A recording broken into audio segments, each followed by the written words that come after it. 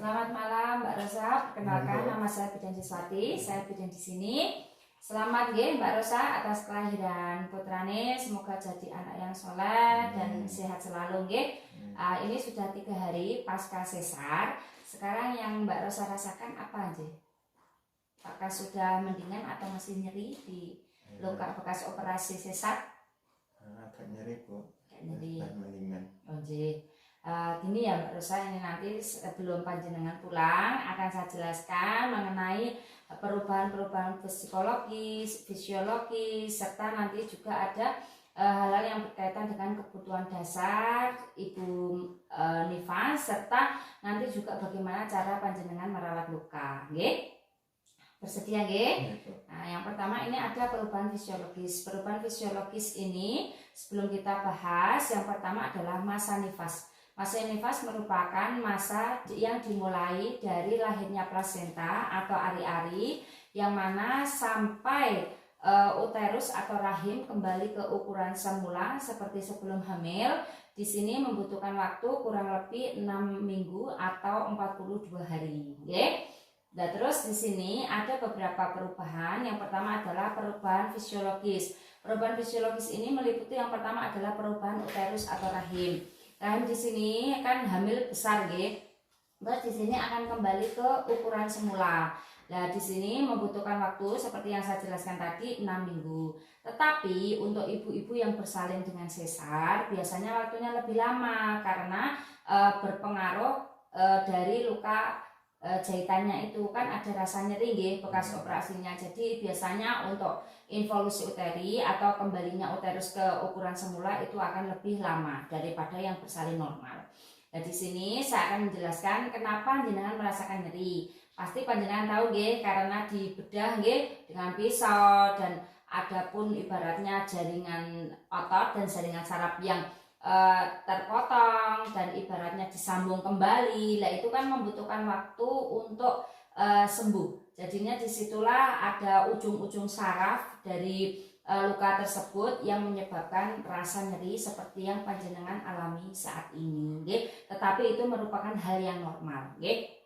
Terus yang ketiga adalah di sini kembalinya organ reproduksi, yang mana di sini pengeluaran lohea. Lohea sendiri adalah cairan yang keluar dari kapum uteri ataupun jalan lahir, yang mana di sini biasanya kan dari rubra merah nanti ke salmonella ke alba. Tetapi di sini biasanya untuk ibu-ibu pasca sesar itu lebih cepat ataupun lebih sedikit nggih keluarnya lohea daripada ibu yang bersalin secara normal, nggih. Untuk perubahan fisiologis masalah pencernaan ataupun organ cerna di sini biasanya untuk ibu-ibu pasca sesar akan kembali normal setelah 1 sampai 3 hari setelah sesar. Karena di sini butuh adaptasi nggih. Jadi setelah 1 sampai 3 hari sesuai keadaan pasien biasanya di sini akan kembali seperti semula untuk nafsu makannya. Yang terakhir untuk perubahan fisiologis adalah tentang eliminasi atau perkemihan, nggih, pengeluaran urin. Di sini untuk pipis kan belum bisa ke kamar mandi. Jadinya di sini dipasang kateter, nggih. Kateter itu tadi yang dimasukkan, nggih. Nah, itu kemarin kan sudah dipasang, nggih, terus dimasukkan, sekarang sudah dilepas karena mau pulang, nggih. Itu kenapa perlu dipasang kateter? Karena kateter itu berfungsi untuk mengeluarkan urin. Lah, selama operasi itu kan ada penumpukan urin, nggih. Di situ kalau tidak dikeluarkan itu akan beresiko terjadinya tumpukan di kandung kemih. Nah, jadinya di kateterisasi atau dipasang kateter sehingga urin dapat keluar. Seperti itu, J. Itu perubahan fisiologis. Yang kedua adalah perubahan psikologis, nggih. Dari psikologis sendiri, baik ibu yang bersalin normal maupun bersalin SC atau sesar, itu ada 3 perubahan psikologis. Yang pertama adalah taking in. Taking in ini berlangsung 1 sampai 2 hari setelah proses persalinan, yang mana di sini biasanya ibu cenderung itu fokus pada dirinya sendiri, belum memperhatikan anaknya, bayinya, nggih, belum juga memperhatikan keluarga yang lain. Jadi dia fokus karena masih merasakan sakit, merasakan nyeri dan lain sebagainya. Yang kedua adalah taking hold. Taking hold ini terjadi 3-10 hari setelah melahirkan, yang mana biasanya di sini untuk ibu ini panjenengan sendiri biasanya mengalami kekhawatiran tidak bisa merawat bayinya, ataupun mungkin tidak bisa menjadi ibu yang baik, dan juga mungkin tidak bisa memberikan misalkan saja perawatan yang maksimal kepada bayinya. Jadinya ada ketakutan atau kekhawatiran tersendiri.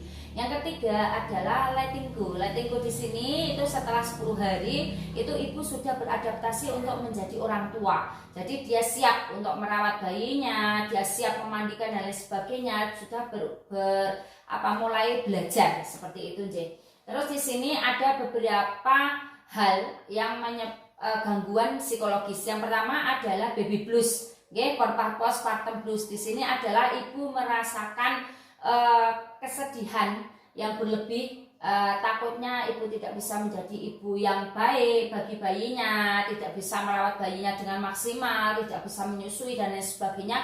Ini terjadi kesedihan yang mendalam.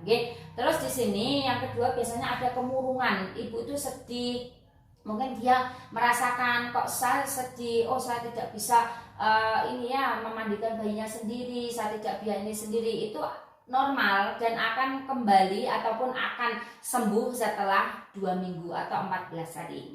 Nah, di sini kebutuhan dasar untuk ibu nifas yang pertama adalah kebutuhan dari makanan ataupun nutrisi. Ini ibu harus menambah porsi makan itu sebanyak 25%, yang mana tadinya makan 1 piring sebelum melahirkan, sekarang harus makan 1 piring 1/4 atau 1 piring setengah boleh. Nah di sini untuk makanannya sendiri biasanya untuk ibu pasca sesar seperti panjenengan ini biasanya akan boleh makan setelah 2 jam pasca melahirkan apabila biusnya lokal. Tetapi bila biusnya total atau umum biasanya baru boleh makan setelah buang gas ataupun kentut, seperti itu.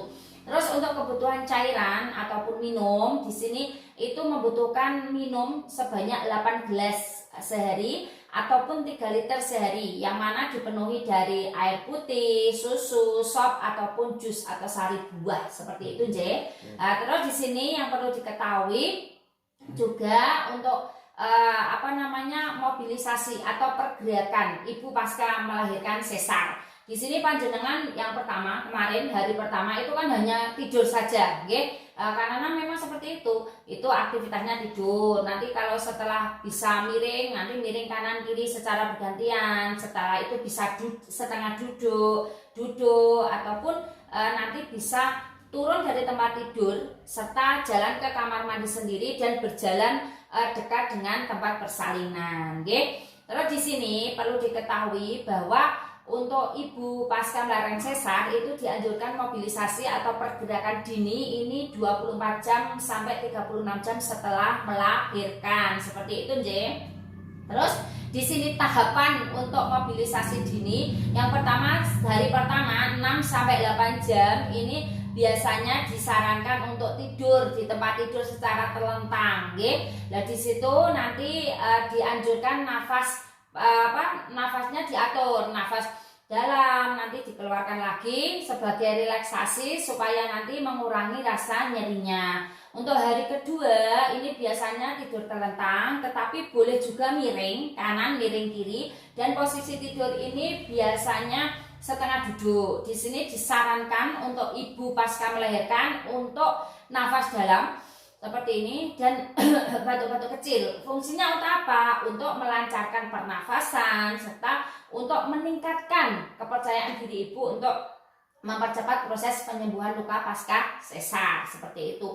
Untuk hari ketiga sampai kelima ini biasanya ibu sudah bisa duduk ataupun berjalan dan ibaratnya sesuai dengan kondisi ibu. Jangan sekarang saat ini 3 hari itu sudah bisa berjalan, sudah sampai sini dan mau pulang itu sudah bagus, karena kemarin melakukan mobilisasi dini, seperti itu. Terus setelah itu ada nanti yang namanya kebutuhan eliminasi. Eliminasi itu terdiri dari buang air kecil dan buang air besar. Buang air kecil sendiri biasanya terjadi 6 jam setelah melahirkan, sedangkan buang air buang air kecil biasanya 6 jam setelah melahirkan, sedangkan buang air besar 3 hari setelah melahirkan. Makanya karena ibu pos sesar itu kan hanya tidur di tempat tidur untuk hari pertama, jadinya dipasang kateter untuk mengurangi penumpukan urin pada kandung kemih seperti itu, J. Terus perlu diketahui bahwa di sini untuk luka bekas operasi itu panjenengan harus jaga dengan baik, karena nanti kalau tidak dijaga dengan baik itu bisa terjadi infeksi.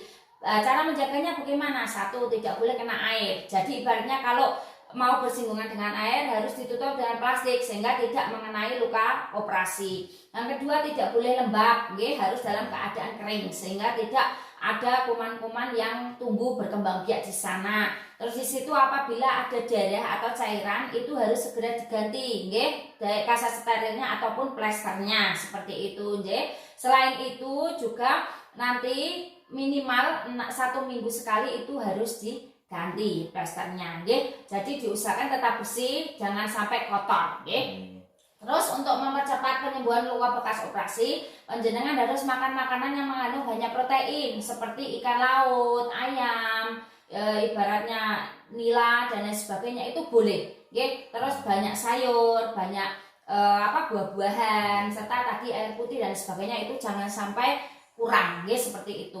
Terus ini ada beberapa komplikasi yang dapat dialami ibu pasca sesar. Komplikasi ini adalah hal buruk, yang dapat dialami. Yang pertama adalah shock. Yang kedua di sini adalah ada infeksi pada luka bekas operasi atau mungkin jahitannya terbuka, ada infeksi saluran kemih karena kan tadi ngampet pipis, itu biasanya bisa terjadi infeksi. Terus untuk dari luka operasi sendiri ini bisa menunjukkan tanda-tanda infeksi apabila panjenengan menemui hal seperti ini. 1, bengkak, nyeri. Terus di sini juga biasanya keluar nanah bercampur darah ataupun nanah saja, serta di sini biasanya juga panjenengan perutnya akan merasakan hal yang tidak enak karena nyeri tersebut, Terus di sini nanti diikuti dengan tubuh ini panas dan lain sebagainya, akan peningkatan suhu tubuh dan lain sebagainya. Nah, di sini walaupun panjenengan bersalin secara sesar harus tetap menyusui bayinya secara on demand atau setiap 2 jam sekali harus disusui karena kebutuhan bayi itu lambungnya kosong setiap 2 jam sekali. Kiranya seperti itu. Apakah ada yang mau ditanyakan? Sementara sudah cukup jelas. Kalau jelas ini saya akan bertanya. Tadi ibaratnya untuk luka bekas operasi ini apakah boleh kotor? Tidak boleh karena akan menyebabkan infeksi. Betul seperti itu. Terima kasih atas kerjasamanya. Semoga diberikan kesehatan di rumah. Nanti kalau ada apa-apa bisa menghubungi saya ataupun pihak rumah sakit yang lainnya. Terima kasih. Semoga sehat selalu, panjenengan besar. Telah diberikan konseling pada Nyonya Rosa 20 tahun P1 A0 3 hari postpartum tentang perubahan ibu nifas. Ibu sudah paham memberi asuhan bidan siswati.